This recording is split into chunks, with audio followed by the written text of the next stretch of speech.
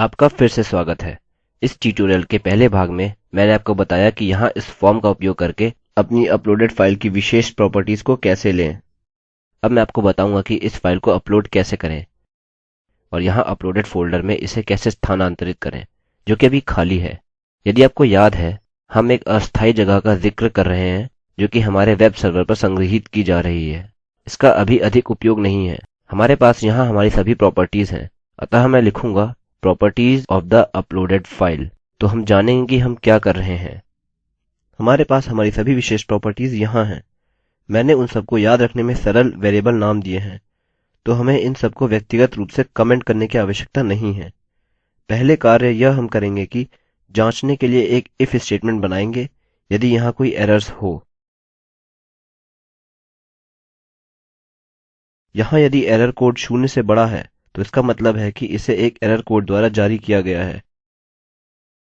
फिर मैं डाई लिखूंगा और मैं एक एरर मैसेज दूंगा, फाइल कुड नॉट, या error uploading file code error. यह उपयोगकर्ता को एक एरर कोड देगा। अब एल्स भाग, मैं इसको साधारण और सिंगल लाइन में रखने के लिए इन कर्ली कोष्ठकों को जोड़ूंगा। अतः एल्स मैं move underscore uploaded underscore file नामक फंक्शन का उपयोग करना चाहता हूँ। तो हम अस्थायी नाम temp लेंगे जो इस फंक्शन का पहला पैरामीटर है, और दूसरा पैरामीटर destination है जो कि अपलोडेड फोल्डर है। अतः मैं अपलोडेड और फॉरवर्ड स्लैश टाइप करूँगा, और इसके अंत में हम फाइल का नाम जोड़ेंगे जिसे हमने अपलोड कर दिया है। अतः यहाँ यह केवल नेम होगा। यह बताता है कि उपयोगकर्ता यहाँ केवल इंटर वेरिएबल्स जोड़ रहा है, अन्यथा हमें ये टाइप करने पड़ते, उदाहरणस्वरूप temp name। फिर यहाँ जाएं और इसे इस तरह रखें। यह काफी अस्त व्यस्त और पढ़ने के लिए मुश्किल लगता है, अतः यह इन वेरिएबल्स को यहाँ रखने के लिए काफी आसान है। ठीक है, तो अब मैं इसे हटा देता हूँ, या इसे मैं रख देता हूँ और आखिर में मैसेज एको करता हूँ, अपलोड कंप्लीट। चलिए इसकी कोशिश करते हैं। मैं अपने पेज में लॉगिन करता हूँ और अपनी intro to avi फाइल उठाता हूँ। मैं अपलोड पर क्लिक करूँगा और हम देखेंगे कि अपलोड पूर्ण हो गया है। चलिए मेरी फाइल जांचते हैं। फोल्डर अपलोड करें और मेरी अपलोडेड सब डायरेक्टरी पर क्लिक करें। आप देखेंगे कि यह फाइल यहाँ है, जबकि पहले इसे मेरे वेब सर्वर पर अस्थायी डायरेक्टरी में संग्रहीत किया गया था। अतः हमने यहाँ अपनी फाइल सफलतापूर्वक अपलोड कर दी है। यहाँ कुछ और चीजें हैं जिन्हें हमें करने की जरूरत है। दूसरे इफ स्टेटमेंट को अनडू करें या इस इफ स्टेटमेंट को अनडू करें। हम विशिष्ट फाइल प्रकारों के लिए जांच करने जा रहे हैं जिन्हें हम अपलोड नहीं करना चाहते। अतः उदाहरणस्वरूप मानिए कि मैं avi फाइल्स अपलोड करना नहीं चाहता हूँ। मैं यहाँ क्या कर सकता हूँ कि यदि एरर 0 से बड़ी है तो फाइल्स अपलोड ना करें, अन्यथा मैं एल्स के अंदर एक नया इफ स्टेटमेंट शुरू करूँगा और मैं यहाँ ब्लॉक बनाऊँगा, और ये कंडीशंस फॉर द फाइल हैं। मैं लिखता हूँ यदि फाइल का प्रकार, जो कि हमारा टाइप वेरिएबल है,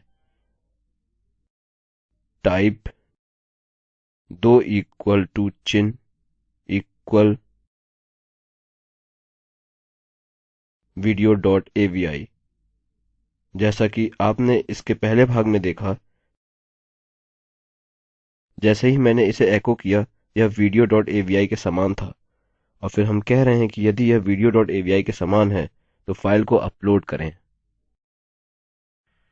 मैं इसे यहाँ नीचे लाऊंगा और मैं उसे एल्स ब्लॉक में रखूंगा। अतः अब मेरे पास है यदि वीडियो avi के समान है, फिर डाई और मैसेज है, that format is not allowed। ठीक है, तो अब मैं इसे अपनी अपलोडेड डायरेक्टरी से डिलीट करूंगा और मैं अपनी पहली अपलोडेड फाइल पर वापस आऊंगा। मैं intro.avi चुनूंगा और जब मैं अपलोड पर क्लिक करता हूँ तो यह दिखाता है कि फॉर्मेट इज़ नॉट अलाउड। और यदि मैं मेरी अपलोडेड डायरेक्टरी पर जाता हूँ तो आप देख सकते हैं कि फोल्डर खाली है, कुछ भी अपलोड नहीं किया गया है। अब AVI के बजाय चलिए लिखते हैं कि मैं images with PNG extension ban करना चाहता हूँ। मैं इसे यहाँ बदलूंगा और फिर से मेरी फाइल अपलोड करूंगा। आप देख सकते हैं कि क्योंकि यह एक स्वीकृत फाइल प्रारूप है, हमें मैसेज मिलता है अपलोड कंप्लीट, और यह मेरे अपलोडेड फोल्डर में स्थानांतरित कर दिया गया है। इसे फिर से डिलीट करते हैं। ओह, मैंने इसे रद्द कर दिया। चलिए फिर से डिलीट करते हैं। ओके, तो हमने यहाँ क्या देखा कि विशिष्ट टाइप को कैसे उल्लिखित करते हैं। हम और क्या कर सकते हैं कि हम विशिष्ट फाइल साइज उल्लिखित कर सकते हैं। मैं इस और ऑपरेटर का उपयोग करके और लिखूंगा, और मैं लिखूंगा और साइज हाफ मेगाबाइट से बड़ा है। यह हाफ मेगाबाइट है जिसमें 500,000 बिट्स, माफ कीजिए बाइट्स हैं। मुझे लगता है कि मैंने गलती कर दी है और मैंने बाइट के बजाय बिट्स कह दिया है। अतः यह 500,000 बाइट है जो कि 0.4 मेगाबाइट के समान है। मैं अभी के लिए केवल हाफ मेगाबाइट लिखूंगा। यह साइज का मूल्यांकन करेगा और बताएगा कि यह हाफ मेगाबाइट से बड़ा है। फिर यह बताता है this format is not allowed.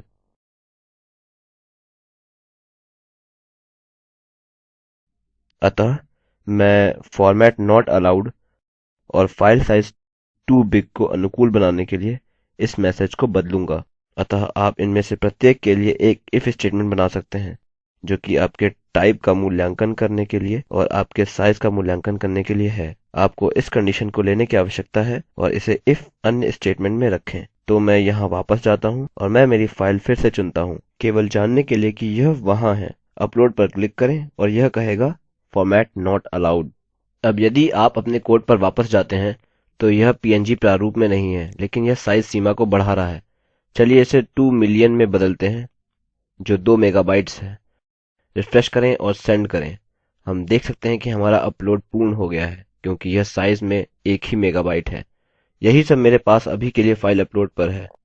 यह सब आपको विशिष्ट फाइल टाइप्स और फाइल साइज को रखने के लिए इसका उपयोग करना जानने की आवश्यकता है, जो आपके वेब सर्वर के लिए बहुत बड़ा है।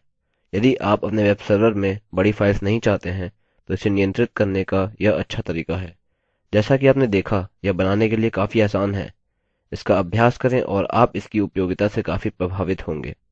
यदि आपके पास कोई प्रश्न है तो कृपया पूछने में संकोच न करें, और कृपया सब्सक्राइब करें यदि आप किसी भी अपडेटेड वीडियो या नए वीडियो पर अधिसूचना देना चाहते हैं। यह स्क्रिप्ट देवेंद्र कैरवान द्वारा अनुवादित है। IIT बॉम्बे की ओर से मैं रवि कुमार अब आपसे विदा लेता हूँ। हमसे जुड़ने के लिए धन्यवाद।